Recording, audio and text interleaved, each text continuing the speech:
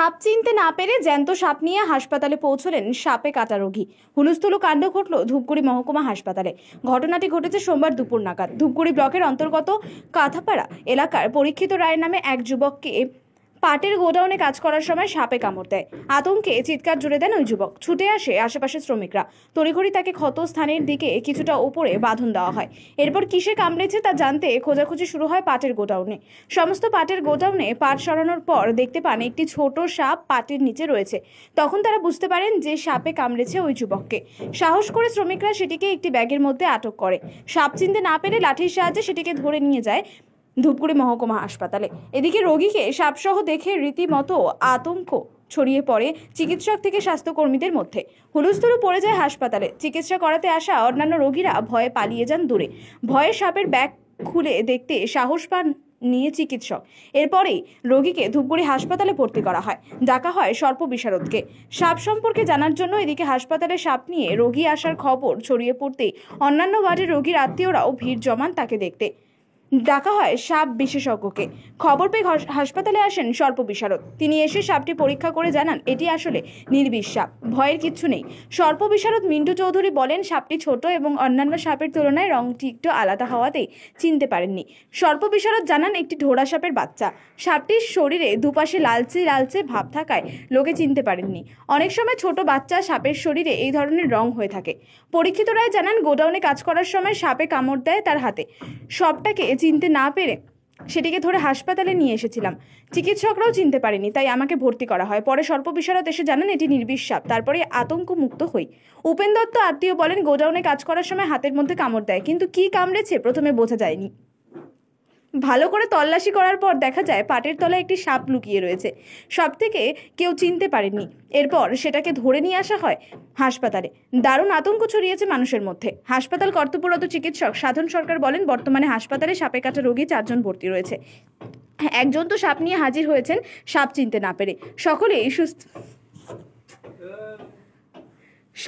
সুস্থ রয়েছে। যে রোগে সাপ নিয়ে হাজির হয়েছিল সেও সাপ চিনতে পারেননি।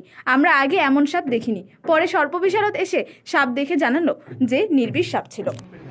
স্নেক বাইট এখন সব অ্যাডমিশন 24 ঘন্টা মিনিমাম। নন পয়েন্ট আসলে পরে তো আমরা এখান থেকে রেখে 24 ঘন্টা রেখে তারপরে পরিস্থিতি অনুযায়ী ডিসচার্জ করি। আর কয়জন আসলে তো কি অবস্থায় এসেছিল মানে পেশেন্ট? পেশেন্ট ভয় পেয়ে গেছিল, সাপটা চিনতে পারেনি। সাপ নিয়ে এসছে, সাপটা নিয়ে এসছে একটা ইয়ের মধ্যে করে ছোট্ট একটা প্লাস্টিকের একটা ইয়ের মধ্যে করে আসছে। কোথায় কামড়েছিল? হাতে। এখন কেমন আছে পেশেন্ট? পেশেন্ট এমনি ভালো আছে। মানে সাপ চিনতে না পেরেই কি নিয়ে এসেছিল? না, সাপ এমনি তো আসতোই, সাপ চিনতে না পারে ভয় পেয়ে গেছিল। এখন যেটা শুনলাম আমাদের এখানকার সর্প বিশেষজ্ঞ রনি চৌধুরীকে আমরা খবর দিয়েছি। রনি চৌধুরী এসে দেখে বললেন যে ওটা হচ্ছে ঘোড়া সাপ। পেশেন্ট তাদের আশ্বস্ত, আমরাও আশ্বস্ত। কতজন পেশেন্ট আছে স্নেক বাইট এখন? তাই এখন দুটো ছুটি হবে। আনমন বাইক হিসেবে আরো 2 জন ভর্তি আছে। কালকে থেকে ওরা রাত্রে ছুটি হবে, ভালো থাকলে পরে একজন হবে। তা কতজন হবে? এখন 4 জন আছে। এটা একজনকে নিয়ে 5 জন। 2 জন এখন ছুটিতে যাবে, 24 ঘন্টা হয়ে গেছে। বলছে কি হয়েছিল? পাটে কাজ করতেছিলাম। আচ্ছা, বলো কি হয়েছিল ঘটনাটা পাট উঠেছিলাম তো, তখন পাট কাটির মধ্যে থেকে ওকে যে হাতে বুড়ো আঙুলে কামড়ে। কাকে কামড়ে? ভাইস্তা। কি নাম? পরীক্ষিত রায়। কোথায় বাড়ি? বাড়ির সামনে। তারপর কি করলেন? তারপরে এখন ওকে খোঁজাখুঁজি করতেছি, কিসে কামড় দিল। খুঁজতে তখন দেখি পাটের আটির ভিতরে আছে। ওটাকে খুঁজে বের করে কাদা জমিতে দিলাম। কাদা জমিতে গেলে তো হাঁপায় গেছে। তখন ওকে লাঠি দিয়ে ব্যাগের মধ্যে ঘুরে দিলাম। ঘুরে নিয়ে এসছেন কোথায়? হসপিটালে নিয়ে এসছে। ডাক্তার সাপ চিনতে পারেনি? না, ডাক্তারবাবু দেখে নাই। ডাক্তারবাবু দেখবেন খুলবো কোথায়, খোলা দেখা যাবে। তারপরে এখন কি করছে? এখন তো ভর্তি করছে ডাক্তারবাবু ইঞ্জেকশন দিল, ভর্তি করে। আপনার নাম? বুকিং মাত্র। বাড়ি কোথায়? বাড়ি কথা পাড়ায় পাশে।